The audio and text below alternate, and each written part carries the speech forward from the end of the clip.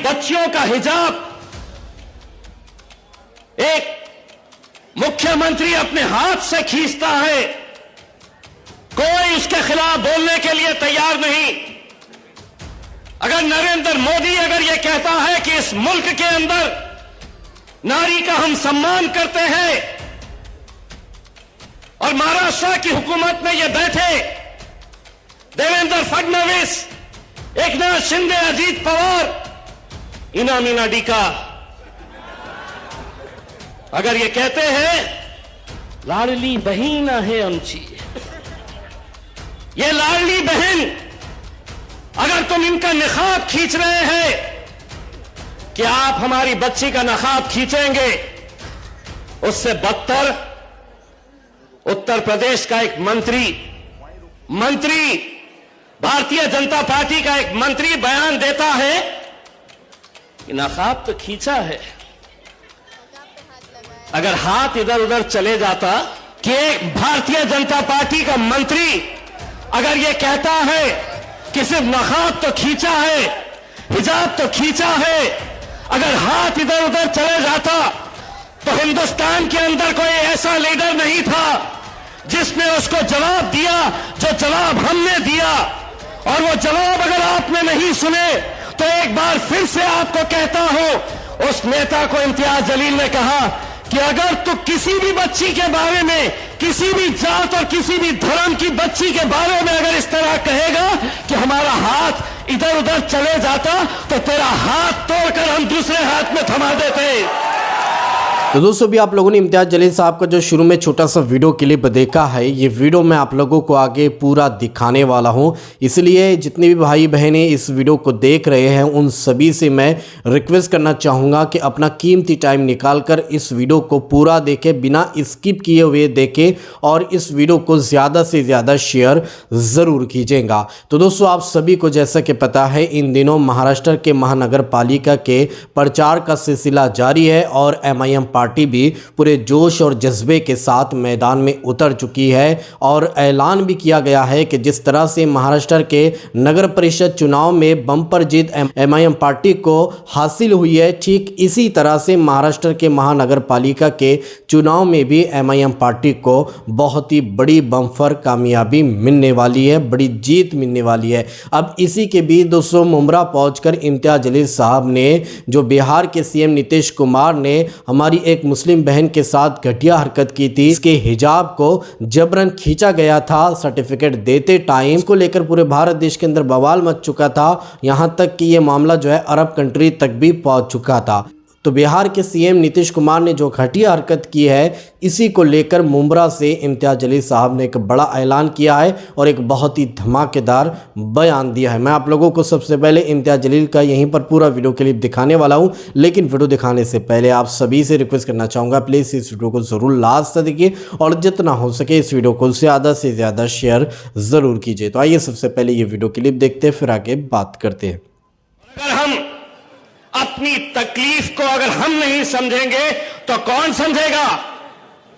इससे बदतर और क्या दिन चाहिए कि आज इस मुल्क के अंदर हमारी बच्चियों का हिजाब एक मुख्यमंत्री अपने हाथ से खींचता है, कोई इसके खिलाफ बोलने के लिए तैयार नहीं। अगर नरेंद्र मोदी अगर यह कहता है कि इस मुल्क के अंदर नारी का हम सम्मान करते हैं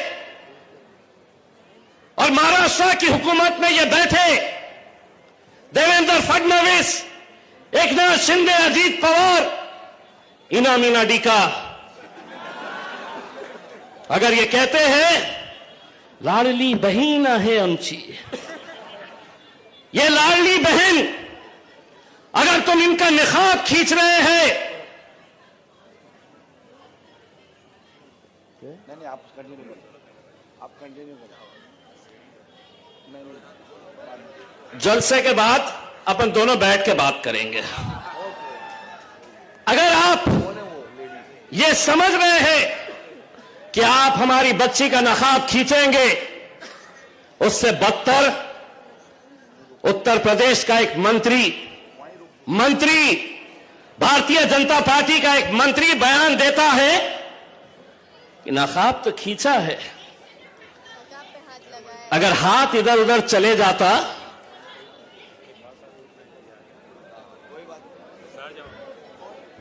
बहन जी, मुझे है तो आपके लिए दूसरे जलसे के अंदर इंशाअल्लाह आपको आधा घंटा बोलने का मौका दिया जाए।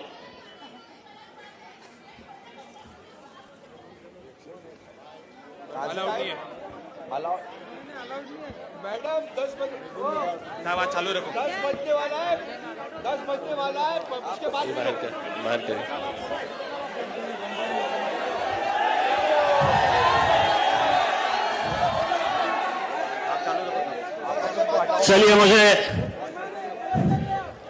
चलिए चलिए मेरी तो आप ये समझिए। चलिए आप खामोश रहिए। आप अपने लोग चुप हो। चलिए आप खामोश रहिए। आप खामोश रहिए अभी।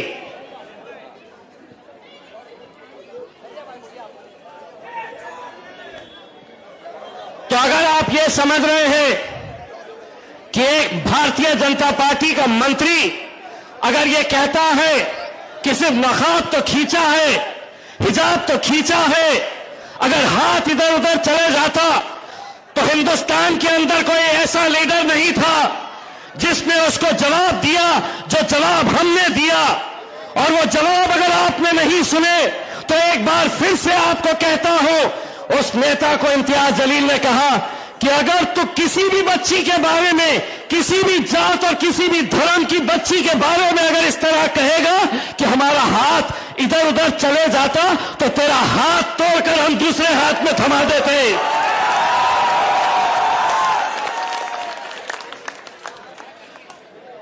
मेरे साथ मैंने जैसे ही 2 दिन पहले जालना के जलसे के अंदर यह बात कही तो दिन भर मीडिया वाले मेरे पास आए और उन्होंने कहा कि आपने एक मंत्री को कहा कि तेरा हाथ तोड़ के दूसरे हाथ में दे देंगे।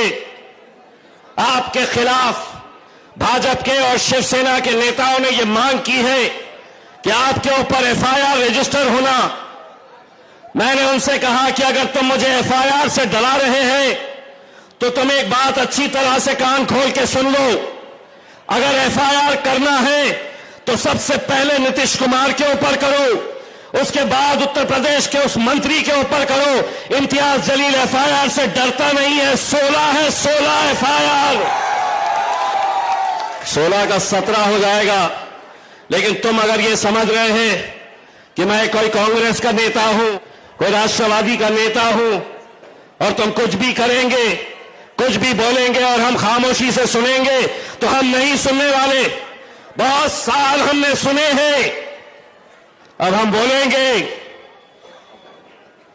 बोलेंगे और तुम्हारे बाप को भी सुनना पड़ेगा,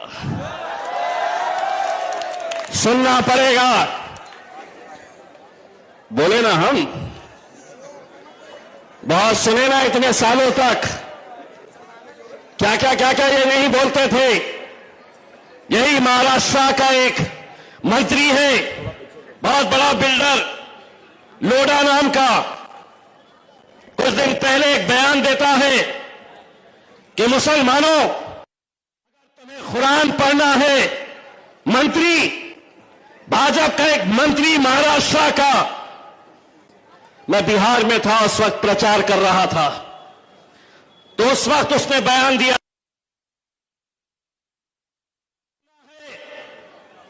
तो पाकिस्तान चले जाओ।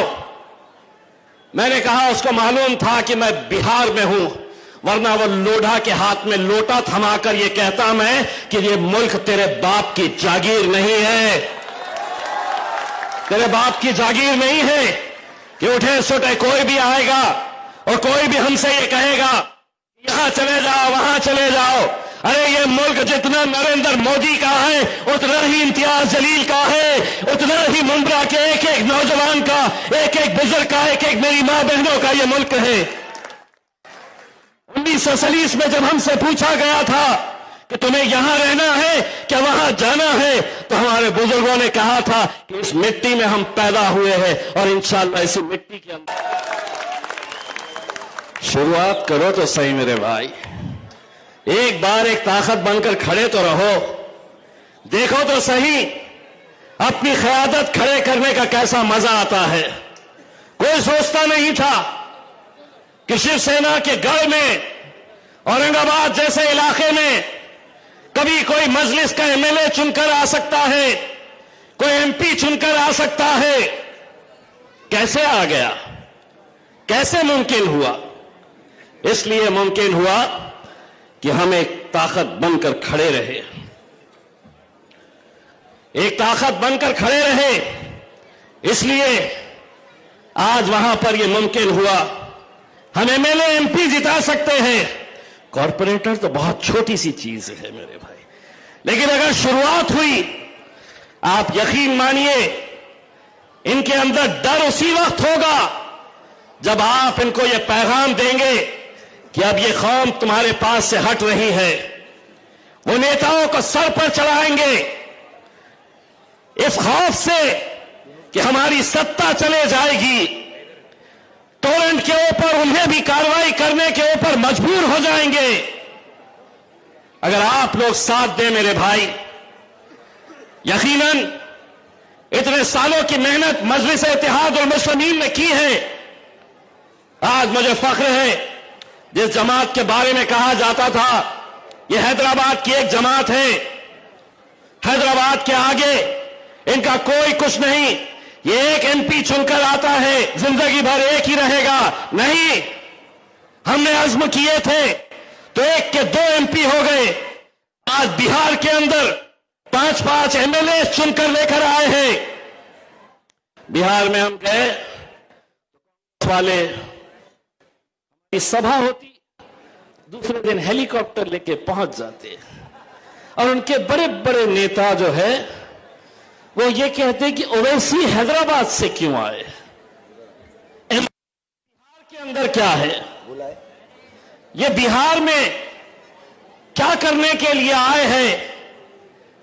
राहुल गांधी, तमाम नेता ये बार बार हमसे कहते, हमने कहा मेरा भाई असदुद्दीन अवैसी हैदराबाद से बिहार नहीं आ सकता। तुम्हारे मम्मी इटली से आए थे तो हमने कुछ बोले थे क्या? हमने कुछ बोले थे कि आपके मम्मी इटली से आके यहां पर हुकूमत कर रहे थे और हमारा भाई वहां से यहां नहीं आ सकता? अल्लाह को तकब्बुर पसंद नहीं है, ये समझ लेना।